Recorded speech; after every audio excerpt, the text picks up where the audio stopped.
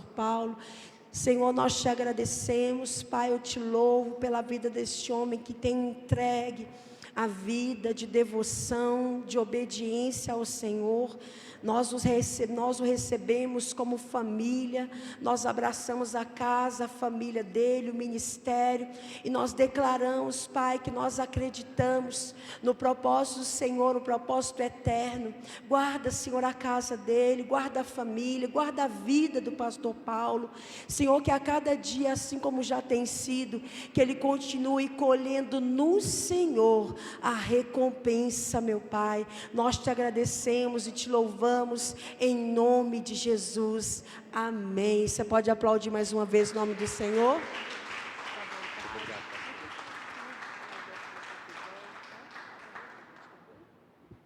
Boa noite, povo de Deus, graça e paz seja convosco da parte do nosso Senhor e Salvador Jesus Cristo.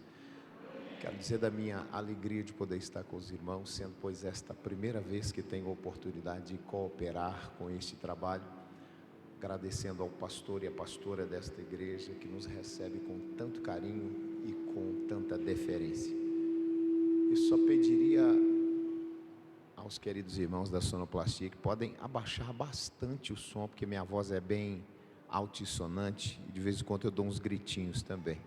Então eu começo devagarzinho, mas quando coloco a quinta, 7.000 rotações, aí haja ouvido. Glória a Deus, glória seja dada ao nome do Senhor. Abra por favor a sua Bíblia comigo, o livro de Êxodo, capítulo de número 3 e o versículo de número 10, para que possamos meditar na palavra santa do nosso Deus. Livro de Êxodo, capítulo de número 3, versículo de número 10, para a glória do nome santo do nosso Senhor e Salvador Jesus Cristo. Aleluia. Eu quero aqui abençoar a vida de todos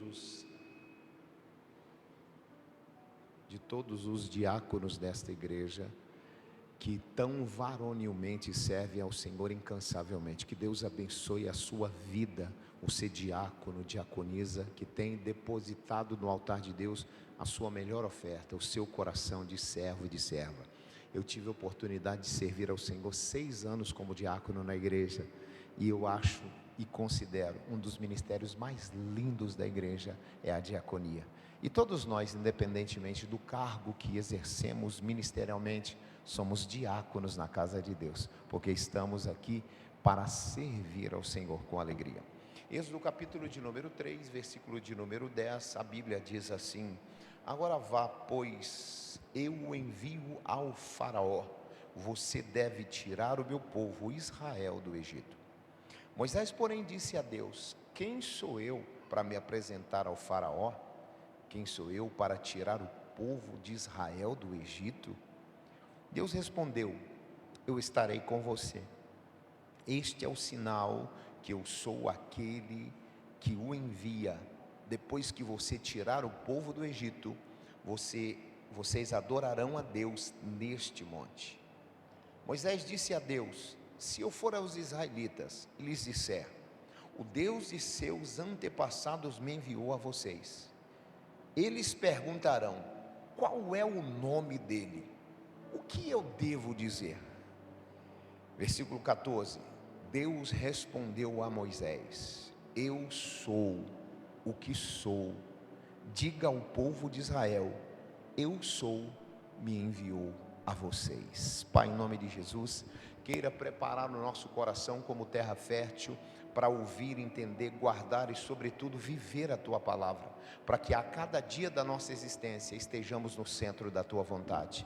Senhor, não deixa sequer sair uma palavra da nossa boca que não seja na direção do Teu Espírito, e que esta palavra tenha, Senhor, um alvo, e como flecha ela atinja o alvo e cumpra em cada um dos meus irmãos, das minhas irmãs e na minha vida aquilo pela qual ela foi determinada a fazer, em nome de Jesus. Amém. O texto que nós acabamos de ler retrata o diálogo entre Moisés e Deus. A Bíblia vai dizer que Moisés estava no deserto pastoreando as ovelhas de seu sogro Jetro, e em um dado momento algo chamou-lhe a atenção. Ele viu uma sarça ardendo, um arbusto queimando, inflamado, cheio de fogo. Isso não era uma coisa incomum naqueles dias, nem tampouco naquele contexto, porque o deserto, a península do Sinai, o deserto chega a uma sensação térmica de 60 graus. Logo, um arbusto em um ambiente tão seco, com um calor tão avassalador, era muito comum pegar fogo naqueles arbustos. O que chamou a atenção de Moisés não foi o fogo na sarça, mas o fato de a sarça não se consumir em meio ao fogo. Isto não era comum, porque logo que o arbusto pegava fogo, ele se consumia em meio ao fogo. Mas a Bíblia vai dizer que a sarça ardia, mas não se consumia. Moisés, vendo aquele fato tão incomum, se aproxima do arbusto e Deus então estabelece um diálogo com Moisés. Diz: Moisés, eu chamei a sua atenção por intermédio desse arbusto, para te dizer que a minha presença está nesse lugar e esse lugar é santo. Descalço como você está diante de mim, eu lhe chamei para um diálogo particular, porque eu te escolhi, te preparei, te ungi, estou te autorizando agora a descer, a sair daqui de Horebe e voltar ao Egito, lá na cidade de Gósen, e lá diante de Faraó, você vai confrontar Faraó e vai tirar o meu povo do Egito com mão forte, porque eu tenho ouvido as orações do meu povo e o clamor deles tem subido a mim, e eu tenho visto o tamanho da sua escravidão e da sua luta e das suas angústias, e eu resolvi que chegou o momento de tirar o meu povo do Egito. Moisés olha para Deus e diz: o Senhor, eu acho que o Senhor não está assim fazendo um bom juízo da minha pessoa. Eu não sou a pessoa certa, correta para esta missão. Quem sou eu para confrontar o homem mais poderoso desta terra? Eu, Moisés, sozinho, um hebreu, nem egípcio eu sou. Quem sou eu para ir diante de Faraó e dizer a ele: assim diz o Senhor, deixa o meu povo ir, porque Deus está dando ordem a você, Faraó, para abrir a porta e deixar o povo ir. Quem sou eu? E ademais, Senhor, quem sou eu para ir adiante do teu povo? Eu sou um desconhecido para eles, eles não me ouvirão, eles não darão nenhuma importância à minha fala, de sorte que eu não sou a pessoa mais adequada. Deus olha para Moisés e diz: Moisés, você acha que eu te escolhi agora? Você acha que eu só te escolhi, que eu não tinha opção? Você acha que você é meu plano B? Irmãos, eu tenho plano B, você tem plano B, Deus não tem plano B, porque os planos de Deus não podem ser frustrados. Logo, se os planos de Deus não são frustrados, eles não dão errado. Se o plano de Deus não dá errado, ele não precisa de plano B. Deus só tem plano A. Me ajude a pregar, por favor. Dá um sacode nesse crente que está do seu lado, olha na batata do olho dele e diga assim: Deus não tem plano B na sua vida. Tudo que está acontecendo é o plano A de Deus para a sua existência. Aleluia! Moisés, eu não tenho plano B e você não foi escolhido de última hora. Deixa eu lhe fazer entender, Moisés, que eu não sou apenas onisciente, eu sou presciente. O que é isso, pastor? Deus sabe o fim, antes da coisa começar. Deus já sabe como ela vai acabar. E Deus chama Moisés e diz: sabe, Moisés, quando veio a perseguição, que você ainda era um infante, que você ainda era uma pequena criança, e a sua mamãe fez e trançou um cestinho de juncos, era eu naquele cestinho de juncos. Sabe quando a sua mãe te colocou no cesto de junco e te lançou as correntezas do Nilo? Era eu no GPS daquele cestinho que fui guiando o cesto e o fiz parar de junto da filha de Faraó. Ele não chegou ali por acaso, era o meu querer, a minha vontade, o meu desígnio. Sabe quando a filha de Faraó olhou para você e se apaixonou por aquela criança? Era a minha mão plantando sentimento no coração daquela mulher. Ela te leva para dentro do palácio e você é criado com todo o desvelo. Não era filho biológico, corpo, mas criado fora como se fosse um. Estudou nas melhores escolas, foi nutrido, foi treinado, foi preparado, foi educado nas melhores faculdades do Egito, estudou aritmética, estudou estratégia. Segundo Flávio Joséfo, foi o general maior dos exércitos do Egito. Eu te treinei, eu te habilitei na arte da comunicação, na arte da guerra, na arte da liderança. Era eu, Moisés, porque a caneta que escreve a sua história está nas minhas mãos, e eu fui traçando o seu caminho. Ei, o seu vizinho talvez tenha dito: você não vai dar certo. Talvez você tenha se preparado para empreender, deixar a CLT, e alguém disse assim: isso não vai funcionar. Talvez você esteja se preparando para se casar, e alguém disse: isso não vai dar certo também na sua vida. Talvez você tenha tantos planos, sonhos e projetos, e há tantas vozes, tantos ruídos que dizem: não vai funcionar, não vai crescer, não vai adiante, não vai acontecer. Mas hoje eu te trago uma boa notícia do céu. A caneta que escreve a sua história não está na mão do vizinho, não está na mão do patrão, não está na mão do amigo. A caneta que escreve a sua história está nas mãos de Deus, e é Ele que está traçando a sua trajetória. Então confie, acredite no que Ele tem falado ao seu coração.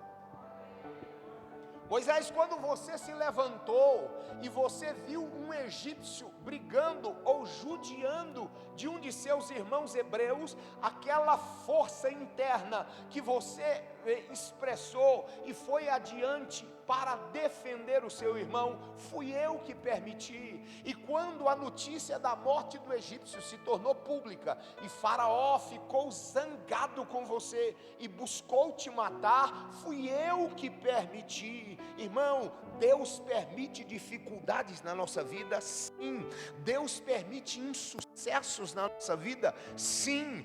Deus permite inclusive fracassos na nossa vida, sim, porque tudo isso é pedagógico, tudo isso é o agir de Deus, é o direcionamento de Deus, porque o Deus que abre portas é o mesmo que também as fecha. Tem um hino antigo de um homem chamado Josué Rodrigues, um cantor, que ele vai dizer assim, ó: portas que se abrem são iguais às que se fecham, se abertas ou fechadas por Deus, porque abrindo ou fechando são portas que orientam no tempo certo e do jeito que Ele escolheu para mim.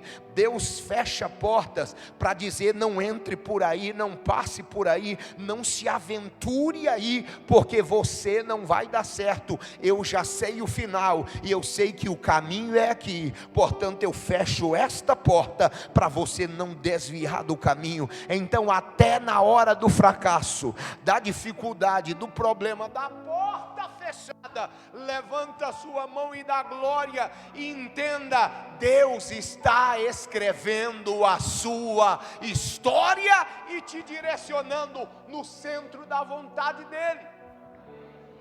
Moisés, quando você fugiu para o deserto, eu permiti. E por que Moisés? Você tinha tantos lugares para ir. Se você subisse ao norte, você teria Berseba, você teria o vale do Negueve, você teria o crescente fértil do Nilo. Mas você desceu a oeste, Moisés, e você foi à península do Sinai, mais propriamente próximo a Horebe. E sabe onde você foi morar, Moisés? Do lado de um poço, à margem de um poço, à beira de um poço. Eu estava lá escrevendo essa história. Sabe, Moisés, porque ali havia um sacerdote midianita chamado Jetro, que tinha 7 filhas, que um dia foram dar água para as ovelhas à beira daquele poço, e alguns pastores, alguns homens se levantaram contra elas, e eu permiti você, o general, o guerreiro, se levantar com força e sozinho enfrentar enfrentá-los, defender aquelas 7 moças e fazer com que aqueles homens corressem, porque eu estava construindo história. As moças voltaram para casa tão impressionadas que disseram: pai, chegamos mais cedo porque lá fomos confrontadas por pastores, por homens que queriam tirar o nosso direito, mas um homem se levantou, um guerreiro guerreou a nossa causa, e ele varonilmente botou aqueles homens para correr, inclusive nem nos deixou tirar água para as ovelhas.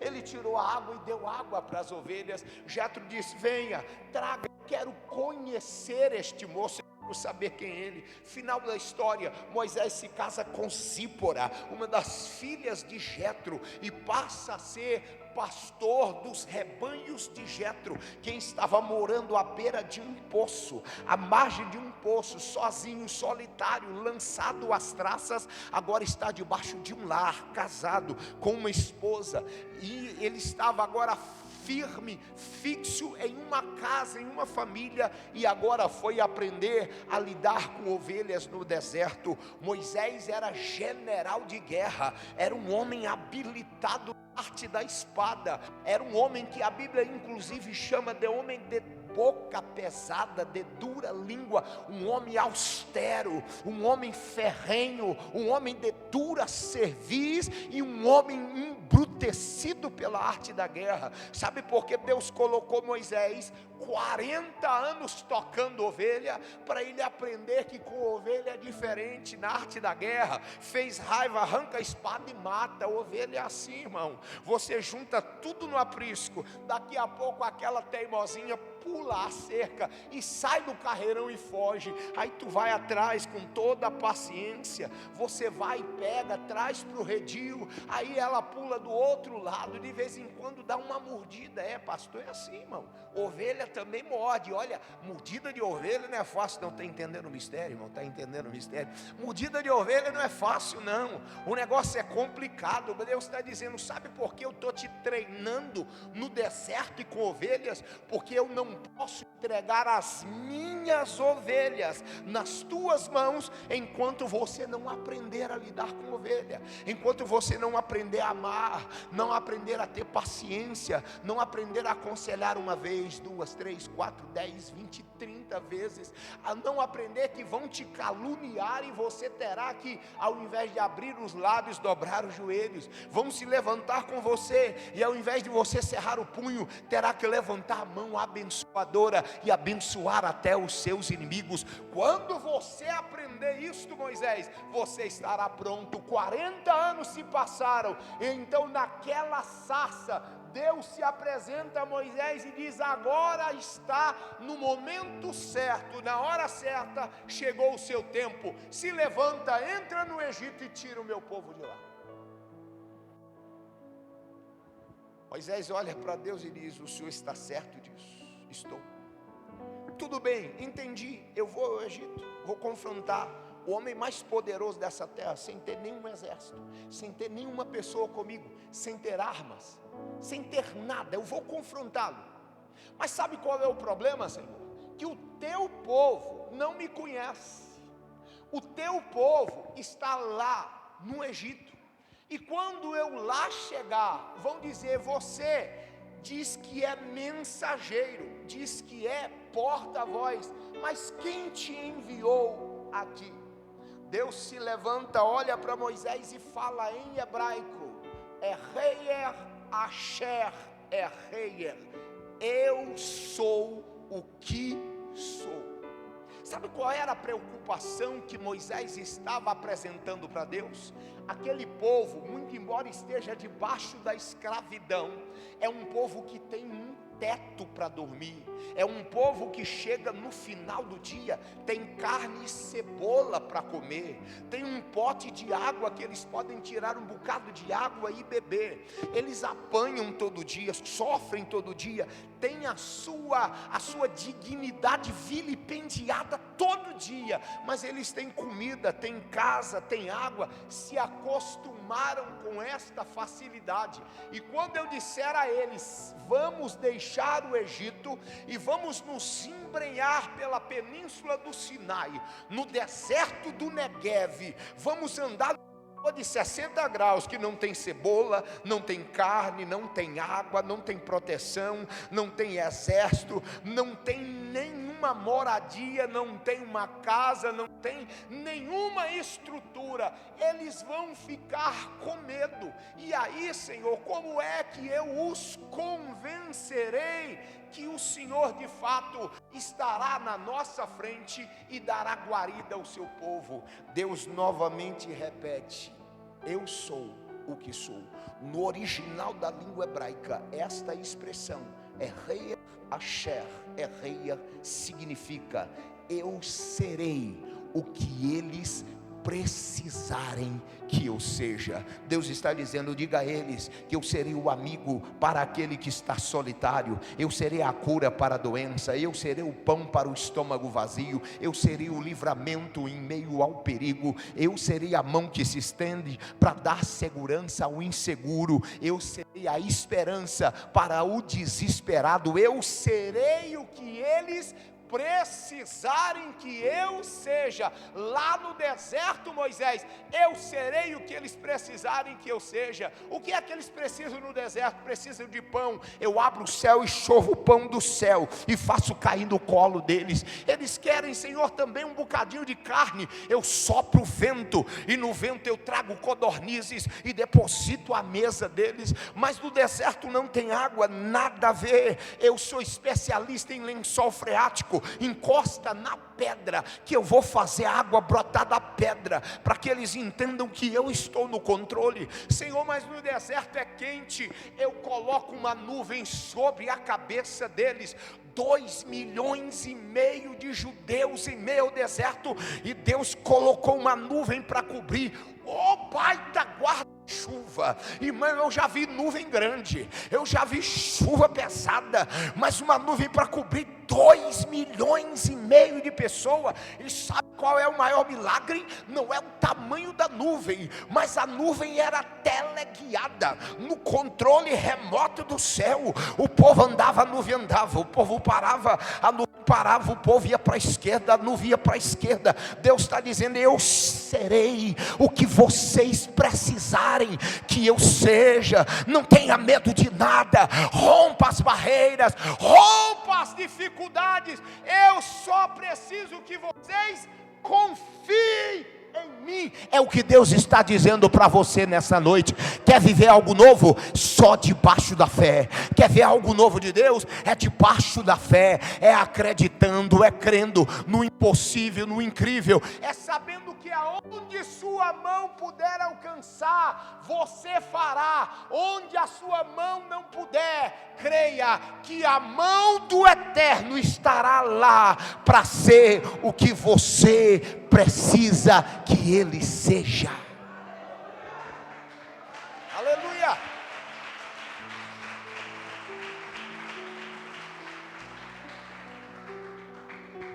Deus está dizendo assim: eu serei o amigo para aquele que se sentir desamparado. 1982, Campina Grande, na Paraíba, um jovenzinho cristão sai daquela cidade rumo ao Rio de Janeiro. Seu sonho? Ser fuzileiro naval. Ele se alista na Marinha do Brasil, passa por todos os testes, aprovado, se ingressa no corpo de fuzileiros, se forma como fuzileiro. E uma das missões da Marinha do Brasil, uma fragata, acontece um problema dentro daquele navio. E aqueles que se diziam amigos dele o acusaram injustamente, pois ele não tinha cometido o erro cujo qual estavam acusando a ele de ter feito. Qual foi o resultado prático de tudo isso? O almirante, o comandante daquela fragata, mandou prender aquele moço, aquele irmão, em uma cela, até que tudo ficasse esclarecido, ou ele pudesse ser julgado inocente e receber a liberdade, ou culpado e receber as sanções próprias relativas àquela falha que ele cometeu.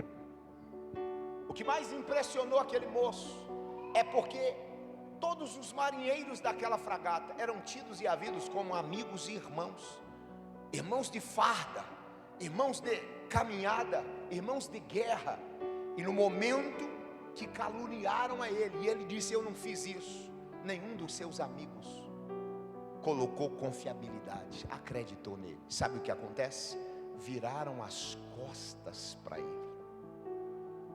E ele, muito triste, um dia, 2, 3, 4, 10 dias preso, pede ao almirante autorização para que o violão entrasse dentro da cela, para que ele pudesse sentir um pouco de consolo e um pouco de alegria, haja visto que seus amigos não queriam nem conversar mais com ele. E aquele moço já havia composto alguns hinos, mas dentro daquela cela, se sentindo abandonado, se sentindo desvalido, se sentindo angustiado, sem nenhum amigo por perto, um dia ele ora e Deus se apresenta para ser o que ele precisava que Deus fosse naquele momento e naquele contexto. Ele precisava de um amigo, e Deus se apresenta como amigo. Ele põe o violão no colo. Peço data máxima vênia, cantora, que eu vou me arriscar cantando. Depois que ela cantou, estou até com vergonha, mas eu vou me arriscar assim também.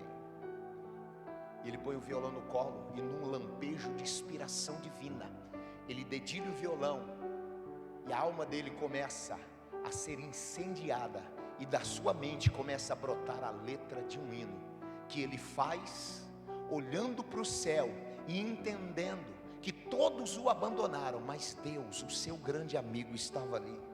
Ele dedilha o violão e compõe e canta: o amigo que eu encontrei me surpreendeu. Quando todos me deixaram, ele me acolheu e mostrou suas feridas, das algemas me livrou. Lhe falei do meu dilema e ele me escutou. O seu nome, Sérgio Lopes. Ele compõe a música O Amigo dentro daquela cela, e ele então entendeu o que Deus falou com Moisés. Deus está dizendo para ele: eu estou aqui sendo o que você precisa que eu seja. Sabe o que Deus está dizendo a você nesta noite, irmão? Aqui neste bairro, nesta igreja, neste contexto, Deus é o que você precisa que Ele seja. Deus é aquele juiz que mexe no coração, lá no TJMG, no coração do juiz, e libera a causa que há tanto tempo está travada e não sai. Deus é aquele que visita no hospital o teu parente, o teu amigo, e o médico diz: não há mais cura, e Deus diz: eu sou a cura para o enfermo. Deus é aquele que entra dentro do seu coração e te consola em meio a uma situação onde você não tem mais saída, direita, esquerda, frente e trás, não tem mais para onde ir. Deus entra e diz: eu sou o socorro bem presente no momento da sua angústia. Deus é aquele Deus que te dá a mão para te levantar quando a fraqueza te abate, e você lá no fundo do seu coração cogita a possibilidade de parar, de se deter, talvez não abandonar a Cristo, mas você diz: eu não quero mais ser diácono nessa igreja, eu não quero mais pregar, eu não quero mais cantar, eu vou me sentar no último banco da igreja e, escondido numa caverna, eu vou permanecer orando até Jesus voltar. Jesus está dizendo: não é na caverna o seu lugar, eu te chamei para vir para fora, levantar a cabeça e, como flecha na mão do arqueiro habilidoso, cumprir o seu mistério, cumprir seu ministério, cumprir sua tarefa. Deus está dizendo: eu serei para você, a sua necessidade será suprida por mim. Eu serei o que você precisar que eu seja. Qual é o seu propósito de vida? Você está pronto para viver o propósito de Deus? Se a resposta for sim, se prepare para viver algo novo neste ano. Se prepare para viver o extraordinário de Deus. Se prepare para entrar em uma nova dimensão de intimidade e comunhão. Se prepare para receber revelações do céu. Se prepare para estar andando no meio da rua e ser tomado poder, e de repente você, sem entender, começar a chorar, a adorar, a falar línguas estranhas. Se prepare para ver Deus te usar para curar enfermos. Se prepare para sua boca ser canal de Deus na vida de muitas pessoas. Se prepare para estender as mãos e com autoridade profetizar na vida do seu irmão e da sua irmã. Se prepare para algo novo, algo extraordinário, porque Deus será por você, em você e através de você o que você precisar que Deus seja. Você crê? Pastor, essa promessa ficou lá no Antigo Testamento? Não, foi para o povo de Israel, mas ela ecoou ao longo dos séculos e chegou aos nossos dias. Na medida que a Bíblia vai dizer que Deus desenfeita a glória, Jesus vem a esta terra, nasce, cresce, aos 30 anos começa o seu ministério terreno. E agora, na mesma medida que o Pai fez uma promessa a Israel, o nosso Senhor Jesus faz uma promessa ao novo Israel de Deus, que é a igreja do Senhor. E quando eu olho para a Bíblia Sagrada, e eu olho para o livro de João, eu vejo Jesus dizendo: eu sou, pelo menos 7 vezes. Eu sou é prerrogativa, é uma palavra que só Deus, Pai, Filho e Espírito Santo podem dizer, porque eu sou é uma palavra que sai da boca de quem é autossuficiente e pode ser o que precisa ser e o que necessita ser dentro daquele contexto. Se eu quebrar a perna, preciso de você para me levar no hospital, preciso do médico para me o curativo, engessar a perna, me dar a medicação, preciso de tratamento lá no hospital, quando não da farmácia, preciso do motorista do Uber para me levar para casa. Eu não sou autossuficiente. Bata no teu peito e diga assim: eu não sou autossuficiente, eu preciso de Deus. Mas Deus não precisa de mim, nem de você, nem de ninguém, a despeito dele amar, contar conosco, mas Deus não precisa de nada. Um dia eu vi um maluco de um pregador dizendo: Deus só criou Adão porque Deus precisava de relacionamento. Oh irmão, para se relacionar, Deus sempre teve o Filho, Deus sempre teve o Espírito. A primeira família da história não é Adão e Eva, esta é a primeira família material, mas lá no céu, a primeira relação de família do Pai com o Filho, que sempre existiu desde antes da eternidade. E para além dessa relação, os anjos são filhos de criação, Deus os criou. Logo Deus, Jesus, o Pai, o Filho e o Espírito Santo se relacionavam na triunidade e se relacionavam com seres celestiais. Deus não tem necessidade de nada, Deus é autossuficiente, por isso Ele pode dizer: eu sou o que sou. E é por isso que Jesus pode também repetir esta expressão: eu sou, porque Jesus é autossuficiente. João 6,35, Jesus vai dizer: eu sou o pão da vida. Pão, irmão, fala de alimento físico, fala de biologia, de matéria, de nutrição, mas fala também, e aqui nesse contexto, Jesus não se referia a um pedaço de pão vindo do trigo, ele estava dizendo: eu sou a fonte da vida, eu sou o alimento para a sua alma, o seu espírito, a parte imaterial, a parte que se comunica com o céu e que um dia vai prestar conta de Deus. Eu alimento o teu espírito, eu alimento a sua parte abstrata, o seu pneuma, o seu espírito. E Jesus está dizendo: eu alimento também a sua psique, a sua alma, o seu sentimento, o seu pensamento, a sede das suas emoções eu alimento. Marcos 8,36, a Bíblia vai dizer que Jesus reúne os seus discípulos e diz a eles: de que adianta o homem ganhar o mundo inteiro e perder a sua? Nós já usamos tanto esse versículo de forma errada, porque a gente sempre pregava que alma aí é o ser imaterial que vai herdar os céus, e como se no contexto a gente entendia que Jesus está dizendo: que adianta você ganhar tantas almas para Jesus e perder a sua salvação? Não é isto que está escrito nesse versículo. A Bíblia não foi escrita em português, ela foi escrita em grego, hebraico e aramaico, e convém fazer uma análise gramatical em cima da língua original. E lá no texto original, a palavra usada no grego para alma não é pneuma, parte imaterial, espírito, é psique. Sabe o que Jesus está dizendo? Que adianta você trabalhar na igreja, fazer grandes obras, realizar grandes ações, fazer grandes trabalhos, fazer grandes movimentos, fazer grandes congressos, fazer coisas maravilhosas e perder o equilíbrio das suas emoções e viver depressivo, angustiado? Há quem dê um sorriso tão grande na frente das pessoas e lá no quarto de porta fechada é um desvalido emocionalmente, sim ou não?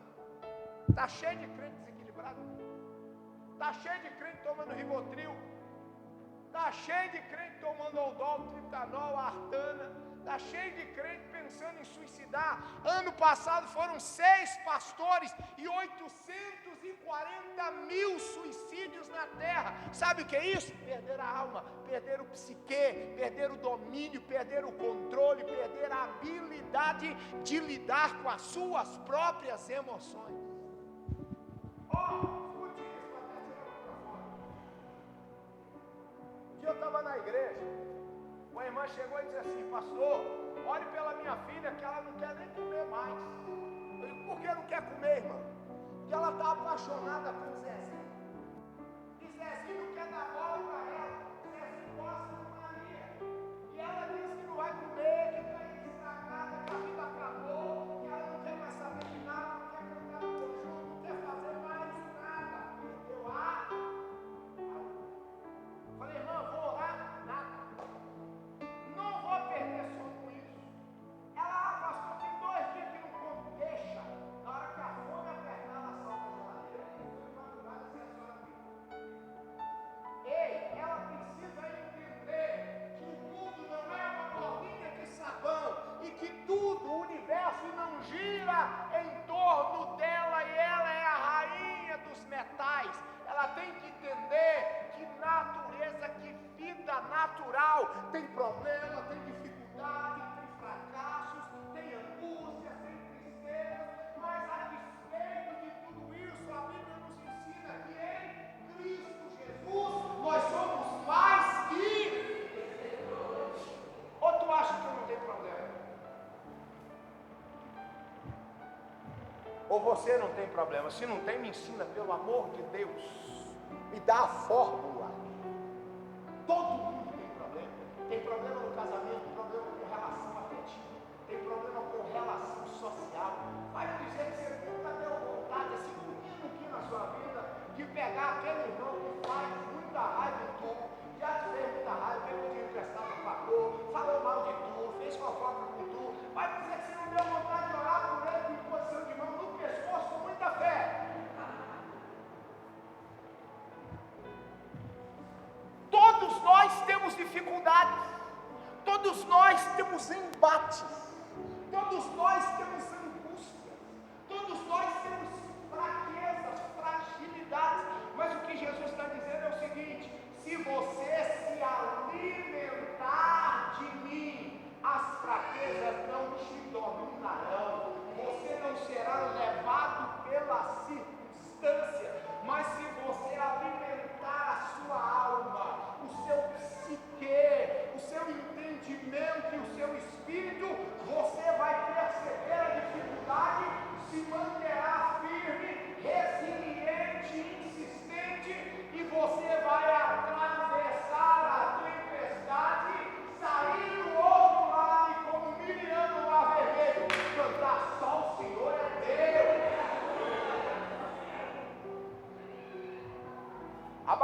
estava orando, capítulo 1, no livro de Abacuque. Ele começa a orar e dizer: Deus, eu não estou entendendo o Senhor. Sabe por quê? Porque eu tenho orado, jejuado, santificado, e assim o seu povo. E a gente só toma borrachada, Deus. Mas o ímpio, o cabeçudo, o doido, irmão, é assim mesmo que eu prego, viu? Acostuma que dói menos. É assim mesmo que eu sou. O doido, o cabeçudo, o maluco, faz tudo errado. E parece que ele só prospera, só prospera, só prospera. E a gente só toma errado, só toma errado. Não tem um negócio errado aí, não, Deus. Capítulo 2. Deus olha para Abacuque e diz assim: Abacuque, você tem razão. Te dou razão. Realmente o ímpio tem prosperado. E vocês têm passado dificuldade. Aí Abacuque esfrega as mãos desse pronto. Deus me deu razão. Agora vai mudar tudo. Olha para ver o que ele vai dizer. Vai até me elogiar. Ele diz assim: vai piorar. Porque eu estou permitindo vir um homem aí. Lá no texto está escrito assim: ele marcha na largura da terra. Sabe o que Deus estava dizendo? Ninguém pode com ele. Ninguém para ele. Ele é um trator, ele é um touro de maçã. Ele vai atropelar tudo e vai piorar. Abacuque vai para casa desconsolado, com a alma abatida, com o psique abalado, com o coração trêmulo, com a esperança acabando e fenecendo. Mas aí ele chega em casa e dobra o joelho. Abacuque capítulo 3. E ele começa a orar e começa a se alimentar do pão da vida. E ele começa a ser ministrado na sua mente, no seu pensamento, nas suas emoções e na sua alma. E então ele se levanta na oração, ergue a voz e diz: Senhor, ouvi a tua voz e temi, e agora eu estou entendendo o seu propósito. Aí lá no versículo 17 ele diz assim: quer saber? Ainda que a figueira não floresça, ainda que o produto da oliveira minta, ainda que não tenha vacas nos currais, nem ovelhas nos pastos, todavia eu me alegrarei, exultarei, darei uma festa no Senhor, porque a minha vitória não está escrita a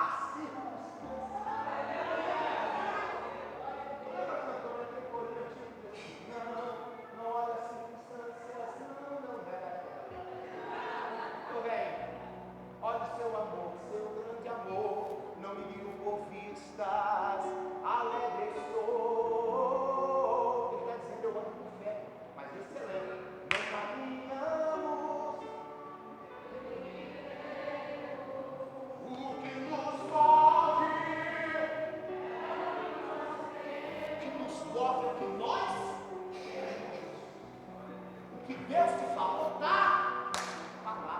Mas se não tudo cabeça para baixo, pregador, eu sou o dono da vida. Na hora da dor, da fraqueza, da dificuldade, eu serei o alimento. É isso que você precisa. E ele vai dizer, João capítulo 8, versículo 12, Jesus vai dizer: eu sou a luz do mundo. Ele está dizendo: quem anda comigo não anda em trevas. Eu não deixo enganado, eu não deixo desvalido, eu não deixo sem nenhum tipo de apoio. Você não está vendo amanhã, mas Deus está vendo e está te revelando hoje, para você não tomar decisões erradas, não fazer coisas estranhas, não realizar tarefas que não deve, porque quem anda com Jesus não anda em trevas, anda em luz. O salmista vai dizer: lâmpada para os meus pés é a tua palavra, Senhor, e luz para o meu caminho. E Jesus vai dizer para a sua igreja: eu sou a luz do mundo. Quem anda com Jesus não anda no escuro, irmão. Até se você não enxergar, Jesus te dá um clarão para você entender. Quando eu cheguei na igreja, alguns 32 anos atrás, eu me apaixonei por uma moça chamada Rosana. Bati o olho nela, foi aquela paixão avassaladora que arriou os 4 pneus que nem step dava jeito. Eu olhava para a Rosana no início do culto, o coração nem batia mais, ele apanhava. E era um tum-tum-tum, disparado, uma taquicardia. Pegava na mão dela, as pernas tremia, o perfume dela. Teve um dia que eu fiquei 2 dias sem lavar a mão, botava saquinho plástico na mão, tomava banho, mas não lavava a mão só para não perder o perfume dela. Aí se o jeito é me declarar, cheguei e disse: Rosana, eu estou gostando de tu, bora? Ela disse: #deu liga, bora, tamo junto. Eu, aleluia, é de Deus. Mas crente que não ora, não consegue ter vitória, não consegue ir avante. Aí o pastor foi pregar e disse assim: todas as suas decisões você tem que orar. Por que tem que orar? Porque você anda em um mundo de trevas. Quem ilumina o caminho é Jesus. Então quem mostra a direção é Ele. Fui orar. Aí Deus me mostra a Darlene, minha esposa, hoje. Aí eu digo: Senhor, gosto de Rosana. Mas o senhor quer que eu case com essa baixinha? Rosana é alta, eu gosto de mulher alta. Mas o senhor quer me dar uma baixinha de 1,65 m? Senhor, olha o cabelão da Rosana, olha o tonhonhão dessa irmã. Senhor, olha o zoinho azul de Rosana, olha o zoinho sem graça dessa irmã. O senhor tem certeza? Eu disse: é ela. Dispõe bem, não brigo com Deus, não discuto. Aprendi desde cedo, desde novo convertido, que com Deus a gente não discute. Deus falou, tá? Dei um tchau para Rosana. Namorei, noivei e casei com Darlene em 8 meses. Tem 31 anos que estamos juntos. 3 filhos, o mais novo tem 22.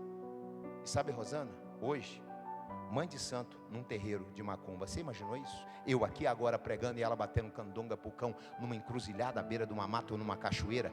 Deus sabe o fim antes da coisa começar. Eu sou a luz do mundo. Quem anda com Jesus não anda no escuro.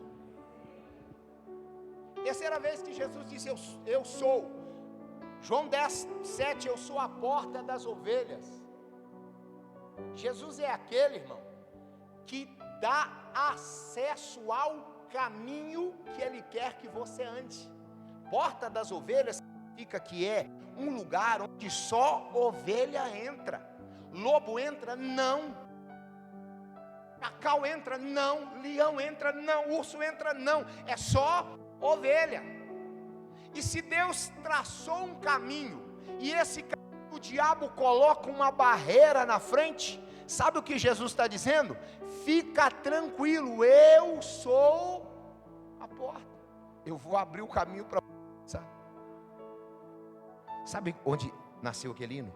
Não há ferrolhos, nem portas que se fechem diante da tua voz. É disto que o hino está dizendo, que não adianta o diabo fechar a porta. Deus vai lá e ó, olha o pescoço aqui.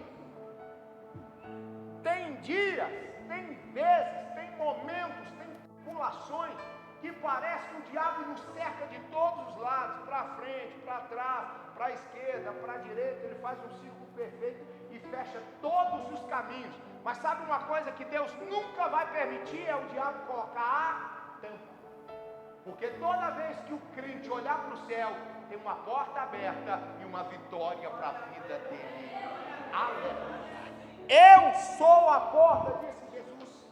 Quarta vez que Jesus disse eu sou. João 10:11 ele vai dizer: eu sou o bom pastor. O bom pastor é aquele que dá à ovelha o que a ovelha precisa. Repita para você não esquecer nunca mais. O bom pastor é aquele que dá à ovelha o que ela precisa, e não meramente o que ela quer.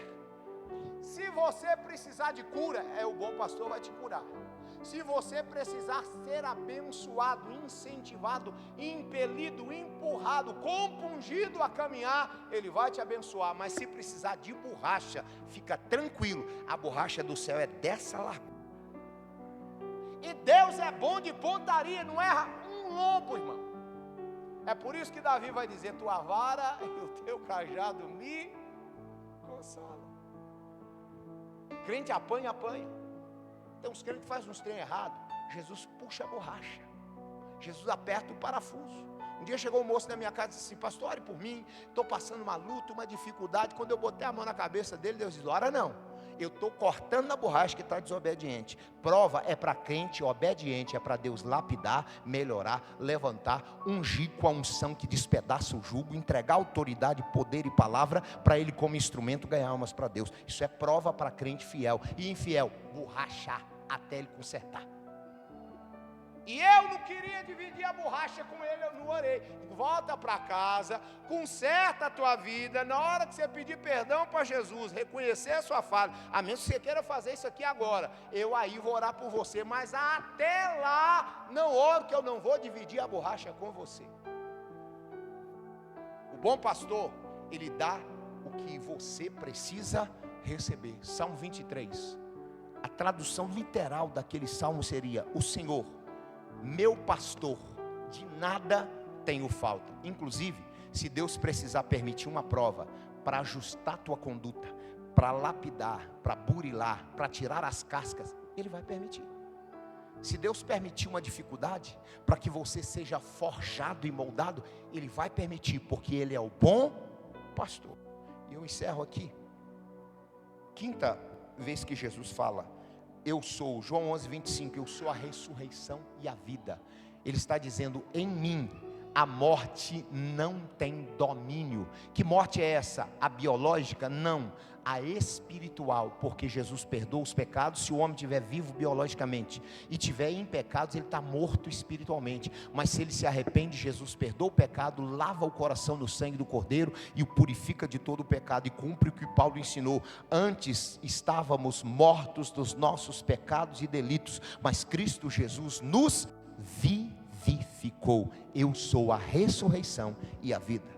Versículo, a sexta vez que Jesus fala eu sou, João 14:6, eu sou o caminho, a verdade e a vida. Não existe outra verdade tão pontual e fiel que leve o homem a Deus, e outro caminho que leve o homem a Deus que não seja Jesus. Jesus é o único caminho que conduz o homem a Deus. Não existe atalhos. O que Jesus está dizendo: não adianta você ir para lugar nenhum.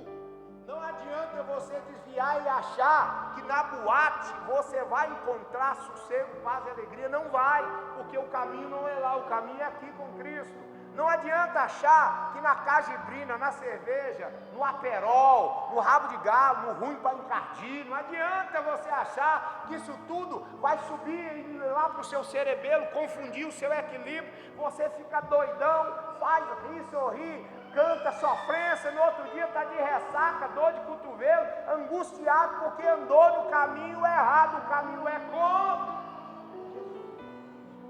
Um dia um pastor desviou, e ele nunca tinha desviado, desde menino ele era cristão, nunca tinha bebido, nunca tinha passado um final de ano, uma virada de ano fora da igreja. Ele resolve desviar. Ele diz: quer saber, agora eu vou na boate, passar uma noite na bagunça, na baderna, tomar umas cajibrinhas, experimentar a tal da caipirinha, porque diz que esse treco é bom, vou experimentar. Foi para a boate. Chegou na boate, sentou-se, pediu uma caipirinha e viu uma jovem senhorita de vida livre no canto da boate, e ele olha para ela e diz: nossa, que moça linda, passarei a noite ao lado dela. Senhorita, venha cá. E ela disse: não, não vou. Venha cá, não vou, venha cá, eu pago, venha cá. E ela veio de cabeça baixa, aí foi chegando perto dele, chorando. Quando chegou perto dele, levantou a cabeça e disse: pastor, eu sabia que o senhor vinha aqui me buscar, eu sabia que Deus ia mandar o senhor aqui para me buscar. Irmão, só tem um caminho, o caminho é Jesus, não adianta fugir, ele vai atrás, Jonas.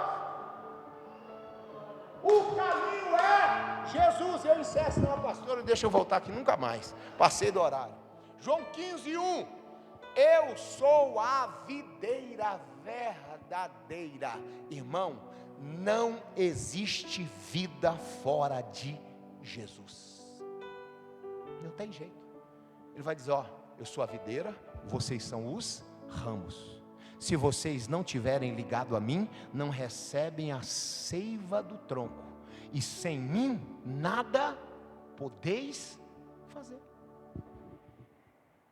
Estava um dia visitando uma jovem senhorita desviada, junto com um grupo de mocidade, de jovens.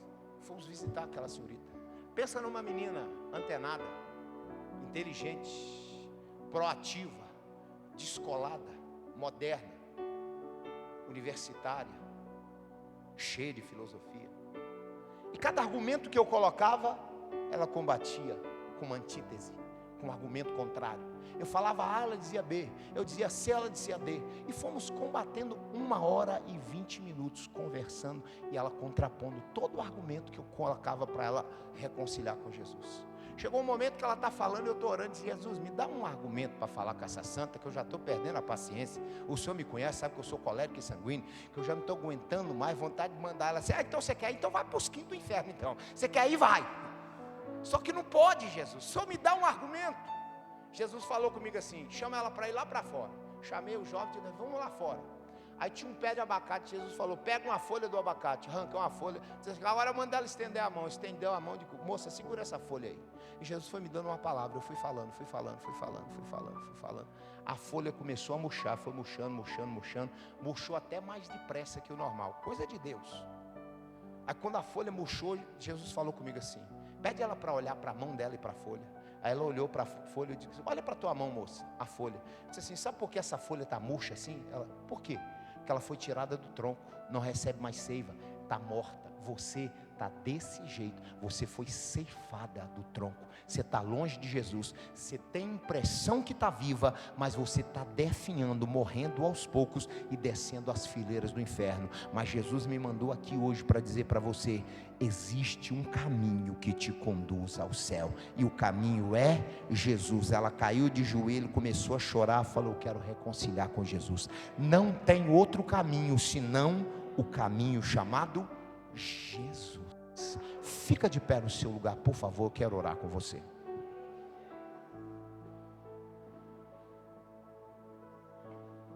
Se os pastores dessa igreja me permitem, eu gostaria de chamar algumas pessoas aqui à frente. E à medida que eu chamar e você sentir isto, sentir Deus falar com você nesse quesito, eu queria que você viesse, porque eu preciso, não é que eu quero, eu preciso orar por você. Deus assentou isso no meu coração. Primeiro grupo de pessoas que eu preciso orar por você. Pastor, eu estou com dificuldade de lidar com as minhas emoções. Eu sinto que eu estou um pouco desequilibrado, um pouco desequilibrada, e às vezes assim eu fico bipolar, eu fico com dificuldade de relacionamento. Às vezes eu não quero conversar com ninguém, eu quero ficar isolado no cantinho. Um dia, se Deus me permitir, eu volto aqui para falar uma mensagem, uma palavra de Deus sobre o homem do calabouço. Você vai entender o que é isso. Então, se você se sente assim, sem constrangimento nenhum, irmão, sai do seu lugar, vem aqui, eu quero orar por você, para Jesus te dar graça e você vencer esta dificuldade. Pastor, eu tenho dificuldade de lidar com os meus sentimentos. Tem dia que eu fico triste do nada. Eu preciso orar por você. Eu quero orar por você. Não tenha, pastor, se eu for aí, todo mundo vai ver. Esquece quem está à direita, à esquerda, atrás, à frente. Olhe só para quem está acima de você. E eu preciso orar por você nessa noite. Mas a atitude, o passo é seu. Se você disser: eu não vou, não quero, estou constrangido, tem nenhum problema. É você e Jesus. A minha responsabilidade é falar o que Deus mandou, e você reage da maneira que você achar que deva reagir. Se você quiser vir, eu ainda insisto, sai do seu lugar, eu quero orar por você. Você que está com dificuldade de lidar com as suas emoções, eu quero orar por você, em nome de Jesus. Aleluia. Não há constrangimento algum, querido, querida. Não tem constrangimento nenhum. Deus te conhece lá no íntimo do seu ser. Ele sabe quem é você, Ele sabe o que você precisa, e nesta noite Ele veio te dizer: eu serei o que você precisar que eu seja. Se você precisa desta intervenção de Deus nessa área na sua vida, Deus vai intervir nesta sua área, em nome de Jesus, para te dar vitória, para te abençoar, para derramar sobre você graça, autoridade, equilíbrio, força para você lidar com seus sentimentos, com as influências externas, com as bombas que vêm todo dia contra nós. Eu sofro bomba todo dia, você também. É no trânsito, é no trabalho, é em casa, é no relacionamento afetivo, social, é com os nossos irmãos, é com filhos, é com parentes, é com a liderança da igreja, é com os liderados da igreja, é com os amigos do dia a dia, são com os vizinhos. Todo dia nós temos desafios, mas nós precisamos entender que Deus é o que nós precisarmos que Ele seja.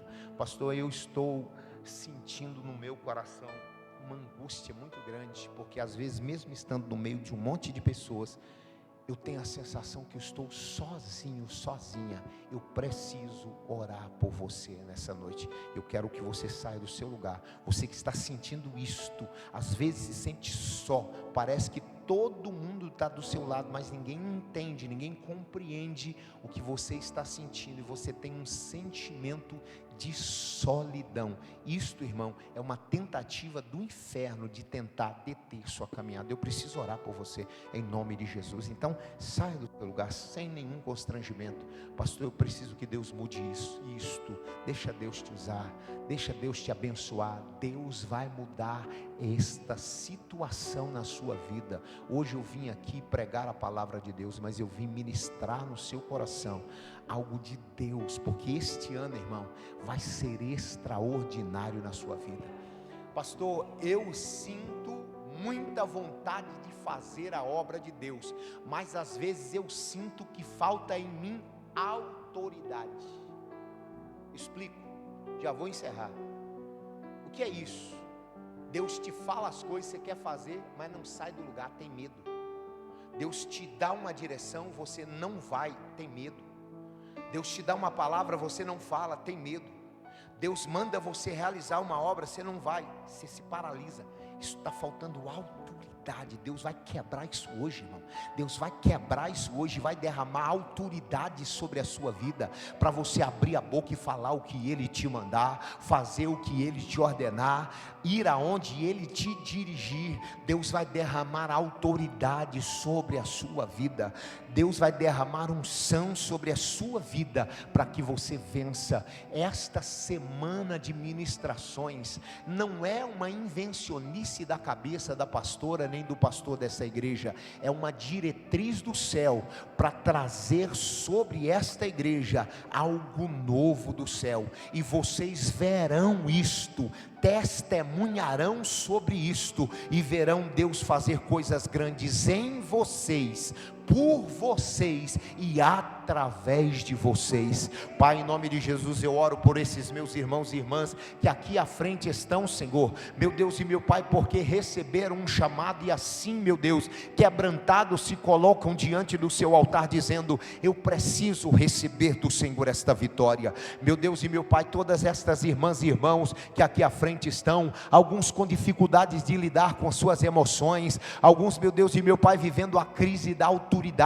Nesta noite eu peço ao Senhor: quebra os laços, quebra as amarras, quebra os grilhões, meu Deus, e deposita confiança no coração dos teus filhos, deposita autoridade sobre a vida deles, unção sobre as mãos, sobre os pés, sobre a cabeça, sobre os olhos. Onde eles pisarem haverá renovo, haverá autoridade. Onde as mãos se levantarem e estendidas forem, haverá algo novo do céu, haverá um agir sobrenatural. Que a boca deles seja a boca de um atalaia, de um pregoeiro, de uma pregoeira, meu Deus e meu Pai, de um porta-voz do céu. Meu Deus, que esses meus irmãos e irmãs que têm sido tão atacados com setas do diabo, setas do inferno, tentando desestabilizar as emoções dos teus filhos, que eles sejam hoje, meu Deus, cobertos com a unção e a graça do Senhor, com o capacete da salvação, meu Deus, com o escudo da fé, que apaga os dardos inflamados do diabo, que saiam daqui crendo, meu Deus, que tudo isso é passageiro,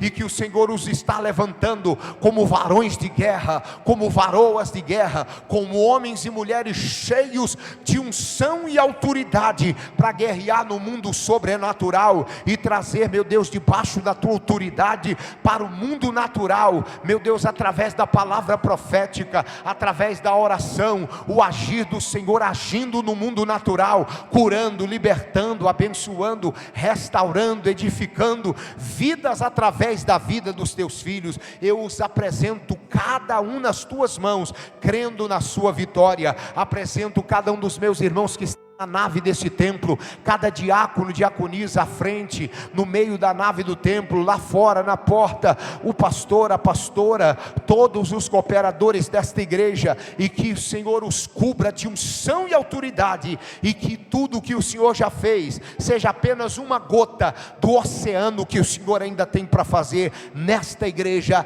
e através dessa igreja, em nome de Jesus. Jesus. Aleluia. Volte para o seu lugar adorando a Deus. Aleluia. E cante: entra na minha casa, entra na minha vida, mexe com minha. Eu tenho que agradecer. Vem, Jesus. Glória a Deus. Aleluia. Obrigada, pastor Paulo. Vai voltar, viu? Vai voltar. Só não volta se o senhor não quiser. Sei que o senhor não é doido de fazer isso, né? Então, amados, vem cá, Tayane. Deixa eu agradecer ao Senhor. Quero louvar a Deus pela vida da Tayane também, que nesta noite nos abençoou, que liberou sobre a nossa vida essas palavras tão preciosas de bênção, da graça do Senhor. Nós queremos orar por você também, viu, querida? Você é uma bênção nas mãos do Senhor. Que privilégio poder estar aqui com você nessa noite. Você levanta sua mão em direção à vida dela, querido. Tenho certeza que o Senhor vai fazer tantas coisas grandiosas ainda através da vida dela. Tenho certeza que o Senhor vai fazer com que ela venha estar em lugares, com que ela venha ser mais e mais um instrumento eficaz nas mãos do Senhor, amém? Pai, nós te damos graças, Senhor. Muito obrigada pela entrega, pela vida de dedicação, de devoção, por ouvir o chamado do Senhor, Pai. Eu sei que tem sonhos, tem anseios, tem anelos na vida dela, Senhor, que talvez na opinião de outras pessoas está ficando para depois, mas não está ficando para depois, está só respeitando a ordem da vontade perfeita do Senhor.